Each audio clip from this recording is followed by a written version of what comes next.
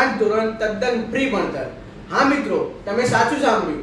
ધોરણ 1 RTE form શરૂ થવાની હવે તૈયારી છે. શું તમે આરટીઈ ફોર્મ ભરવા માટેના ડોક્યુમેન્ટો તૈયાર કરી દીધા? શું તમારી પાસે એની લિસ્ટ છે? ચાલો હું તમને સમજાવું. પહેલું ડોક્યુમેન્ટ આધાર કાર્ડ, માતા પિતા અને બાળકનું આધાર કાર્ડ. બાળકનું આધાર કાર્ડ અપડેટ કરાવી રાખજો. બીજું ડોક્યુમેન્ટ જન્મનો દાખલો. ત્રીજું ડોક્યુમેન્ટ રહેઠાણનો પુરાવો, રેશન કાર્ડ, લાઇટ બિલ અને આધાર કાર્ડ. એ 3 ડોક્યુમેન્ટ પૈકી કોઈ પણ ડોક્યુમેન્ટ ચાલે. ચોથું ડોક્યુમેન્ટ રેશન કાર્ડ. રેશન કાર્ડમાં બાળકનું નામ હોવું ખૂબ જ જરૂરી છે. 5મા નંબરનું ડોક્યુમેન્ટ જાતિનું પ્રમાણપત્ર. જનરલ કેટેગરી સિવાય OBC, SC, ST, EWS certificate કરાવી રાખો. 6થા નંબરનું ડોક્યુમેન્ટ પિતાનો આવકનો દાખલો. જો પિતા હયાત ના હોય તો માતાનો આવકનો દાખલો. 7મા નંબરનું ડોક્યુમેન્ટ બેંકની પાસબુક, જે બાળકની અથવા તો માતા પિતાની હોઈ શકે.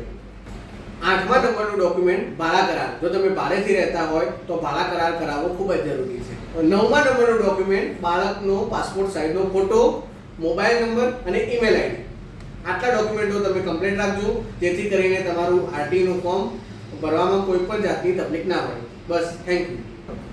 જો હજુ પણ કોઈ જાતની મૂંઝવણ હોય તો અમને ડીએમ કરજો.